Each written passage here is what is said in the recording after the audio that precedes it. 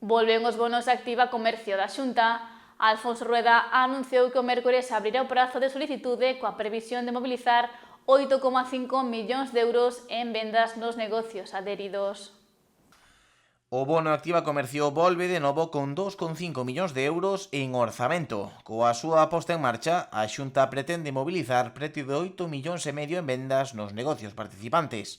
Tal e como sinalou Alfonso Rueda, esta medida está destinada a axudar a que os cidadáns aforren nas súas compras e a impulsar un sector clave para a economía e a vitalidade das vilas e cidades como é o comercio. Que pretendemos mobilizar 8,5 millóns de euros en vendas en establecementos de proximidade. Vanse destinar 2,5 millóns de euros, a intención é mobilizar ata 8,5 e a cantidade que destinamos serían 30 euros por beneficiario.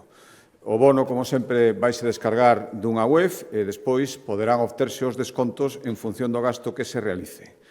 Terá que ser usado para mercar produtos ou servicios no momento de visitar o establecemento, é dicir, isto nas edicións pasadas non sucedía, pero non entrarán vales nin tarxeta regalo, e os bonos van estar activos ata esgotarse o crédito inicial, como digo, 2,5 millóns de euros, e unha vez que se esgote, xa, aínda que estea descargado, non poderían xa usarse. Vanse poder descargar a partir do vindeiro mércores 4 de xuño.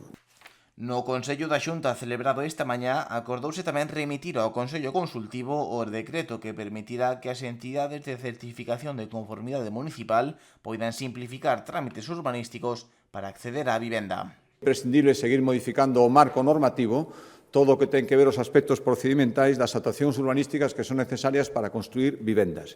E por eso, hoxe vimos de acordar remitir ao Consello Consultivo, con carácter previo á súa aprobación, un decreto que vai permitir que as entidades de certificación de conformidade municipal, a chamada SECOM, poidan simplificar trámites urbanísticos para acceder á vivenda.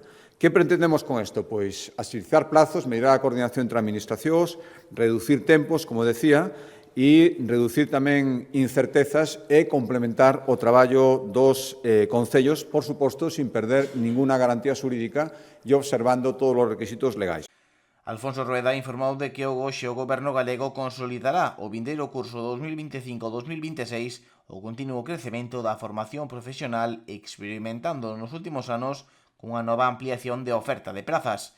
Galicia contará con máis de 49.000 para os novos matriculados, 2.450 máis que no curso anterior e a oferta máis ampla da historia da comunidade.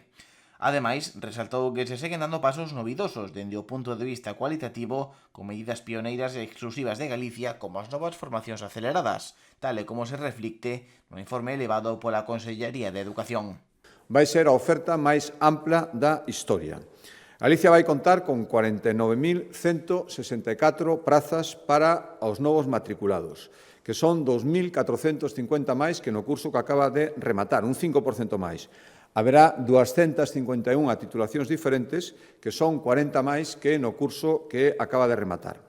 Hai moitas novidades. A máis destacada é a introdución das chamadas formacións aceleradas, que é unha modalidade novidosa que só se vai implantar en toda España, só en Galicia, son 18 ciclos que van permitir en 4 ou 6 meses como máximo cualificarse en sectores que agora mesmo teñen unha altísima demanda de empregabilidade, a hostelería, a automoción, as renovables.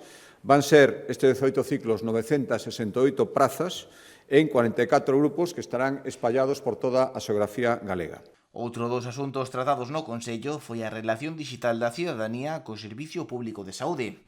O Executivo galego destinará 1,5 millóns de euros para mellorar esta experiencia en base a unha serie de iniciativas que reforzan ou complementan as xa existentes. Esta medida responde á pretensión de introducir as novas tecnoloxías na sanidade pública galega e o obxectivo é, segundo sinalou Rueda, implantar melloras para reforzar e personalizar a comunicación entre profesionais sanitarios e os usuarios. Incorporar asistentes virtuais intelixentes que teñen capacidade para interactuar simplemente coa voz, activar comunicacións personalizadas do paciente a través do móvil, por exemplo, mellorar as comunicacións e eficacia dos avisos vía SMS, contiñan unha comunicación máis xeral, pois esta comunicación xa será personalizada a cada paciente o que se envíe ese SMS. Tamén Establecerase un servizo isto importante de visita virtual en UCIs neonatais mediante streaming, un servicio, unha prestación moi demandada polas familias que teñen fillos en UCIs neonatais. Axilizarase, ademais, as tarefas previas a unha intervención cirúrxica, pois se vai implantar un asistente integral que o que fai é ir facilitando todos os trámites que